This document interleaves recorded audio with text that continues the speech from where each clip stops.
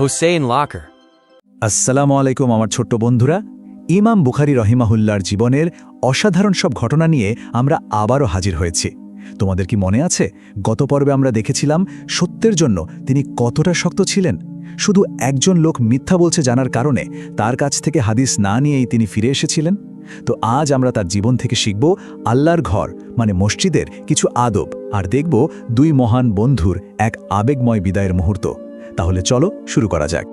আচ্ছা চলো তো আজকের গল্পটা শুরু করা যাক ওমর নামের তোমাদেরই মতো এক বন্ধুকে দিয়ে।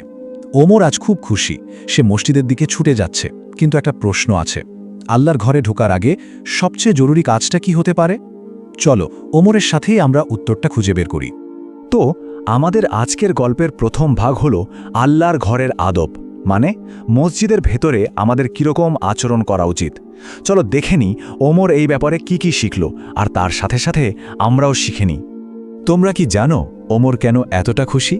কারণটা হলো সে আমাদের প্রিয় নবী রাসূলুল্লাহ সাল্লাল্লাহু আলাইহি ওয়াসাল্লামের কাছ থেকে শুনেছে যে একা একা নামাজ পড়লে যে সওয়াব হয় তার চেয়ে মসজিদে সবার সাথে জামাতে নামাজ পড়লে ২৭ গুণ বেশি সওয়াব হয়।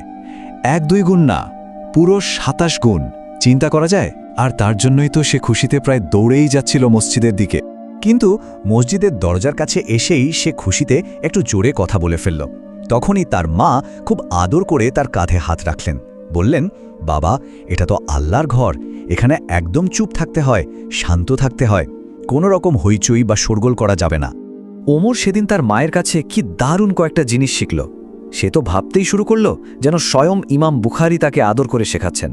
মসজিদে ঢোকার আগে ফোনটা সাইলেন্ট করে নেবে, কেমন? না হলে তোমার ফোনের রিংটোনে অন্যদের নামাজে অসুবিধা হতে পারে। আর যদি ভুল করে বেজেই ওঠে তাহলে এক হাতে পকেটের ভেতরেই ওটা বন্ধ করে দেবে। আর সবচেয়ে সুন্দর যে ব্যাপারটা সে শিখল সেটা হলো মসজিদে ঢুকেই বসার আগে বা কারোর সাথে কথা বলার আগে 2 রাকাত বিশেষ নামাজ পড়ে নেওয়া। এই নামাজটার নাম তাহিয়াতুল মসজিদ, মানে মসজিদের প্রতি সম্মান জানানো, ঠিক যেন আমরা আল্লাহর ঘরকে সালাম দিচ্ছি। আচ্ছা, ওমরের গল্প তো শুনলাম, এবার চলো তো আমাদের গল্পের টাইম মেশিনে করে এক লাফে 1000 বছর পেছনে চলে যাই। আমরা এখন ইরাকের একটা রাস্তায়, আর আমাদের সাথে আছেন কে? ঠিক ধরেছ, ইমাম বুখারী রহিমাহুল্লাহ। তিনি তখন একটা সফরে বেরিয়েছেন। তো ইমাম বুখারী পথ দিয়ে যাচ্ছেন, হঠাৎ তার চোখে একটা আজীব ব্যাপার পড়ল। তিনি দেখলেন 2 জন লোক তাদের উট আর ঘোড়ার পিঠের উপর আয়েশ করে বসে আছে, আর বসে বসে গল্প করছে, ঠিক যেন ওগুলো কোনো চেয়ার। কিন্তু বেচারা বোবা প্রাণীগুলো তো দাঁড়িয়ে থেকে কষ্ট পাচ্ছিল, তাই না? এই দৃশ্য দেখে ইমাম বুখারী কি করলেন? তিনি কি রেগে গেলেন? একদমই না। তিনি খুব শান্তভাবে নরম গলায় তাদের কাছে গিয়ে বললেন, ভাইয়েরা আমার, আমাদের প্রিয় নবী রাসূলুল্লাহ সাল্লাল্লাহু আলাইহি ওয়াসাল্লাম তিনি তো প্রাণীদের পিঠকে এভাবে চেয়ার বানিয়ে বসতে নিষেধ করেছেন। আপনারা যদি একটু দয়া করে নিচে নেমে কথা বলেন, এই বোবা প্রাণীগুলোর তো কষ্ট হচ্ছে। লোক দুটো তো ইমাম বুখারীকে দেখেই চিনে ফেলল। আরে, এ তো বড় একজন আলেম। তারা একদিকে যেমন অবাক হলো, আরেকদিকে নিজেদের ভুলের জন্য লজ্জায় মাথা নিচু করে ফেলল। সাথে সাথেই তারা নেমে পড়ল আর বলল, শায়েখ, আপনাকে অনেক ধন্যবাদ আমাদের ভুলটা ধরিয়ে দেওয়ার জন্য। আমরা কথা দিচ্ছি জীবনে আর কোনোদিন এমন কাজ করব না। আচ্ছা, ইরাকের এই ঘটনা তো আমরা দেখলাম, এবার চলো আমরা যাব সেই সময়ের জ্ঞান বিজ্ঞানের রাজধানী বাগদাদ শহরে।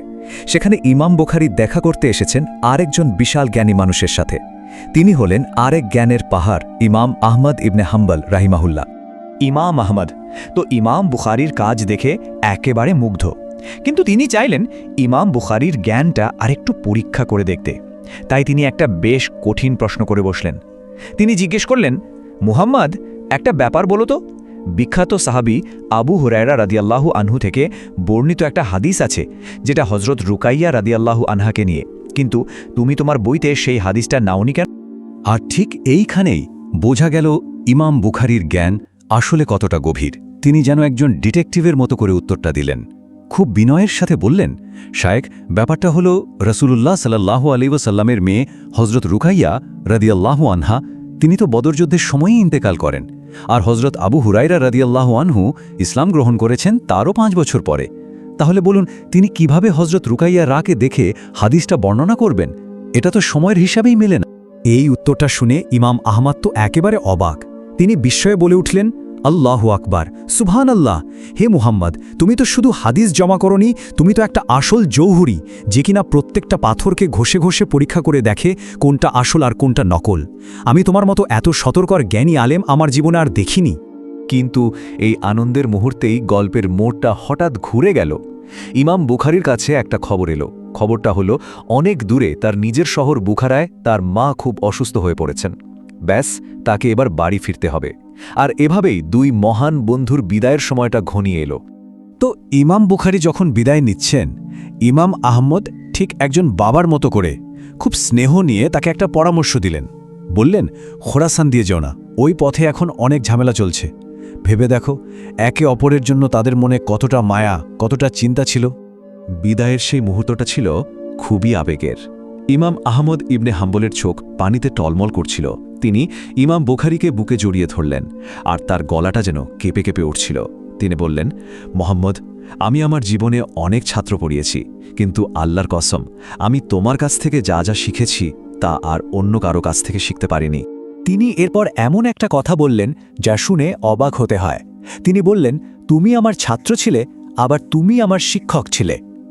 একবার ভেবে দেখো বন্ধুরা, কতটা বড় মনের মানুষ হলে একজন শিক্ষক তার ছাত্রকে নিজের শিক্ষক বলতে পারেন। জ্ঞানের প্রতি তাদের সম্মানটা কোন পর্যায়ে ছিল। নিজের শিক্ষক, নিজের ওস্তাদের মুখে এই কথা শুনে ইমাম বুখারীও আর চোখের পানি ধরে রাখতে পারলেন না। তার চোখ দিয়েও ঝরঝর করে পানি পড়তে লাগল। তিনিও কান্না ভেজা গলায় বললেন, শাইখ, আপনার দোয়াটাই তো আমার চলার পথের শক্তি। আপনি দোয়া করবেন, ইনশাআল্লাহ আমাদের আবার দেখা হবে। এভাবেই চোখে পানি নিয়ে দুই জ্ঞানের সাগর একে অপরকে বিদায় জানালেন। তো বন্ধুরা, ইমাম বুখারী এখন বাড়ির পথে রওনা হয়েছেন, কিন্তু অনেকগুলো প্রশ্ন কিন্তু রয়ে গেল। এই লম্বা আর কঠিন সফর শেষে তিনি কি তার প্রিয় মাকে সুস্থ দেখতে পাবেন? নিজের শহরে ফিরে যাওয়ার পর তার জন্য কি অপেক্ষা করছে? কোনো শান্তি, নাকি আরও বড় কোনো পরীক্ষা? এই সব প্রশ্নের উত্তর জানতে হলে কিন্তু আমাদের সাথে থাকতেই হবে পরের পর্বে। ইনশাল্লাহ দেখা হবে। আল্লাহ হাফেজ। Like, comment, subscribe. আপডেট পেতে বেল আইকন অন করুন।